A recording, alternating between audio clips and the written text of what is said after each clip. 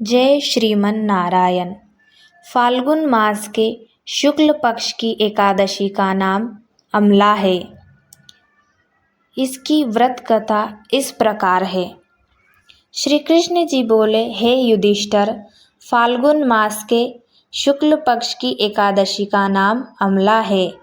एक समय वशिष्ठ मुनि ने मानधाता राजा ने पूछा, समस्त पापों का नाश करने वाला कौन सा व्रत है? वशिष्ठ जी बोले, पौराणिक इतिहास कहता हूँ। वैश्य नाम की नगरी में चंद्रवंशी राजा चैत्ररथ नाम का राज्य करता था। वह बड़ा धर्मात्मा था। प्रजा की उसकी वैष्णव थी। बालक से लेकर वृद्ध तक एकादशी व्रत किया करते थे।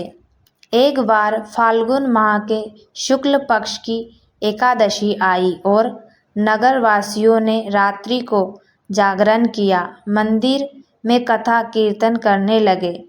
एक बहेलिया जो कि जीव हिंसा से उदर पालन करता था, मंदिर के कोने में जाकर बैठ गया।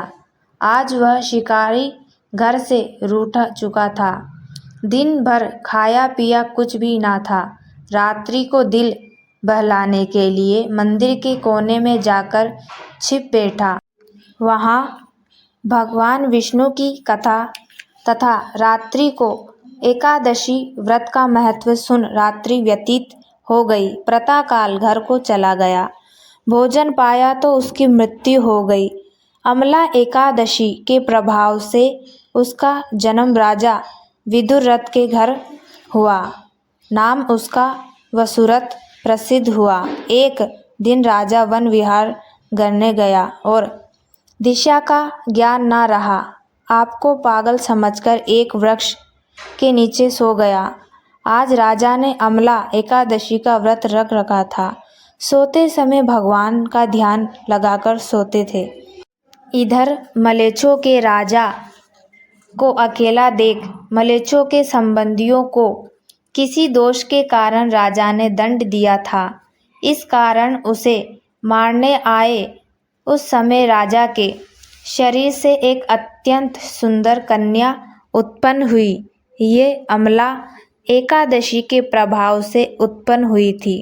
कालिका के समान अट अट करके उसने खप्पर फिराया। मलेच्छों के रुधिर की भिक्षा लेकर अंतर्ध्यान हो गई। राजा ने जागकर शत्रु को मरा हुआ देखा और आश्चर्य हुआ। मन में कहने लगा, मेरी रक्षा किसने की है? आकाशवाणी बोली, अमला एकादशी के प्रभाव से तेरी रक्षा विष्णु भगवान ने की है। इस प्रकार ये कथा पूर्ण हुई।